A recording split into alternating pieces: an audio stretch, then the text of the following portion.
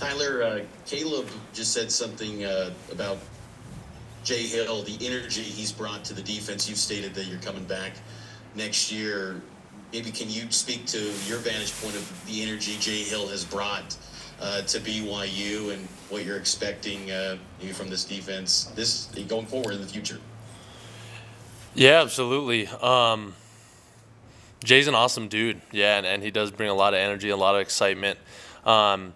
And so I'm really excited to see kind of how our defense shifts, just scheme, philosophy, all the above, and just how those changes, are going to affect us as a team. I think they're going to be really good for us. I think it's going to be a big shift, but I think that it's going to help us in a lot of ways. Jared, go ahead. Talk about getting ready for SMU. They've had a lot of success offensively. I know they're missing, their best receiver, but what do you expect to see from their offense this weekend? Honestly, their offense, just their identity, right? They're an explosive offense. They can really move the ball and put points on the board, and so we're not expecting anything different. They, like I said, they have a very established identity, and I think they're going to stick to it. We think they're going to stick to it and come out and try to run it, try to throw it, and move it down the field. And so, it's just going to be our job to stop them. So I'm excited. I'm excited to play SMU. I think it's going to be a really fun game. So, just going to be one more. So I'm excited. Jay, go ahead. Hey, Tyler, you guys with Keenan Peely going to the transfer portal, how will that affect the defense against SMU? You guys are already thin at linebacker. Yeah, Keenan's a great player, great friend. Excited for him and the opportunities he's going to have elsewhere. As for us rolling forward with the linebackers that we have, I'm confident in our guys.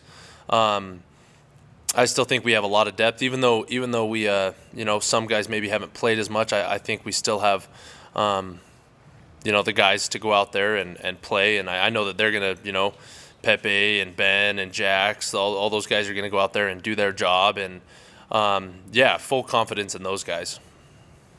And if I could squeeze in a question about Isaac Rex, you and him are kind of two of the bigger personalities on the team.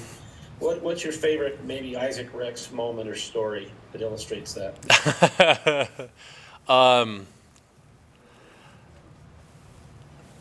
Shoot, that is a tough one. So I love Isaac. Me and Isaac signed together. We were both class of 17. Man, there's a favorite Isaac Rex moment. I would honestly probably his touchdown celebrations. I love seeing Isaac in the end zone. So anytime Isaac's in the end zone with the ball in his hands is probably one of my favorite moments for him. That's a tough question.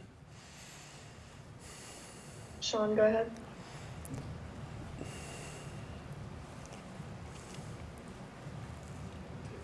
Three years on Zoom, I still can't remember to unmute my mic sometimes, Tyler. I don't know why.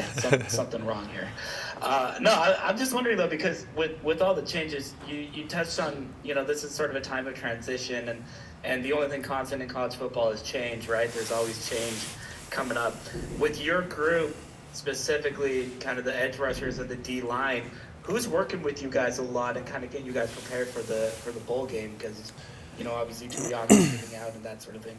Yeah, so we've we've been working a lot with Jan Jorgensen. He's been working with the edge players, our defensive ends, Jan's a great coach. He's a great guy.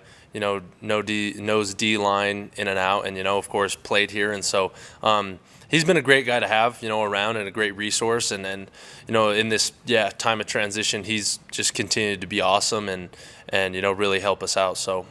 It's been really awesome being able to train with him. Kevin, go ahead. Kind of along those lines, I'm interested to know if any GAs have taken on a much bigger role this week with defense overall, and if anybody in that department's really stood out to you. Again, it's kind of all hands on deck where we're at right now. everyone's just helping out where they can to make sure that the team is ready for this game. And so I don't know if there's anyone that necessarily, stands out right now. I think everyone's just trying to do whatever they can to, help us prepare for SMU. So We'll take last question from Mitch. Tyler, what does or with bowl season, the gifts are always kind of a fun little storyline. What can you share about the gifts week? What type of gifts are you guys getting? We got a pretty good lineup, honestly. I feel like there's a lot of stuff that's just kind of common. So headphones, coolers, sunglasses, air fryer, cookware, kitchen sets.